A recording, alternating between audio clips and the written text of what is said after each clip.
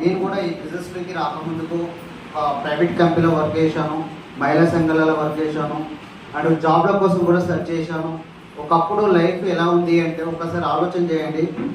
జాబ్లేమో అడగలో ఉండేవి కానీ జనాలేమో ఒకప్పుడు లేకుండే, అవునా కదా? కానీ ప్రజెంట్ ఉన్న లైఫ్ ఎలా ఉంది?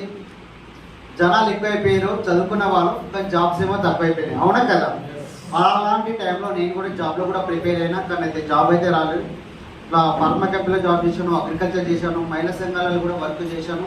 కానీ ఇన్కమ్ వస్తుండే 20 నుంచి 25 వేలు ఇన్కమ్ వస్తుండే, కానీ ఆ ఇన్కమ్ అనేది సరిపోకపోతుంది. ఎందుకంటే ఖర్చులు పెరుగుతూ ఉన్నాయి, ఈఎంఐలు పెరుగుతూ ఉన్నాయి, అవునా కదా? ప్రతి ఒక్కరు కామనే కదా?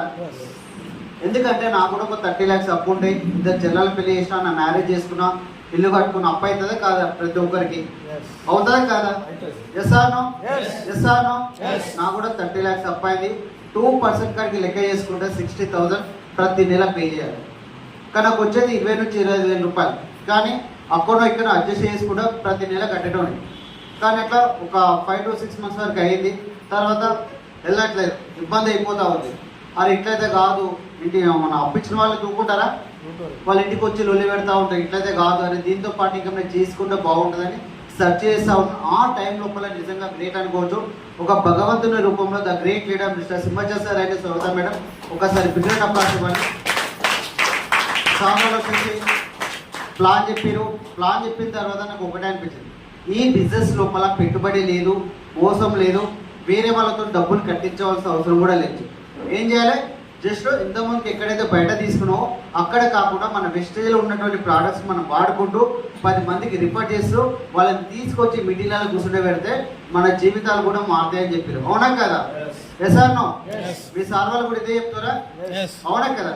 నాకు కూడా అదే అర్థమైంది. అదే సింపుల్ బిజినెస్ ఉంది, ఎన్ని రోజుల నుంచి అదర్ బ్యాంక్స్ వాడుకున్నా, కానీ ₹1 కూడా నాకు రాలేదు. కానీ ఇదే వెస్టేజ్లో వాడుకుంటే నిజంగా జీవితం మారుతుందని చెప్తారు కదా. సరే వెళ్దామని ఒకసారి ఆధార్ కార్డు ఇచ్చేసినా, జాయిన్ అయిపోయినా, ప్రోడక్ట్స్ తీసుకున్నా, నిజంగా వండర్ఫుల్ అండి. ఆ ప్రోడక్ట్స్ వాడుకున్న తర్వాత మా ఇంటి చుట్టూ ఉన్న వాళ్ళందరూ కూడా ప్రతి ఒక్కరు కూడా కావాలని అడిగారు. తీసుకొచ్చి అట్లా ఇవ్వడం ద్వారా ఈరోజు ఈ బిజినెస్ ద్వారా ఈరోజు లక్షల ఇన్కమ్ సంపాదిస్తూ ఉన్నాను. తర్వాత కారు కూడా తీసుకోవడం జరిగింది, బంగారం కూడా తీసుకోవడం జరిగింది. ఒకప్పుడు ఉన్న అప్పుల బాధకు ఉన్న గోల్డ్ కూడా బ్యాంకులో పెట్టేసి వాళ్ళకి వడ్డీ చెల్లించడం.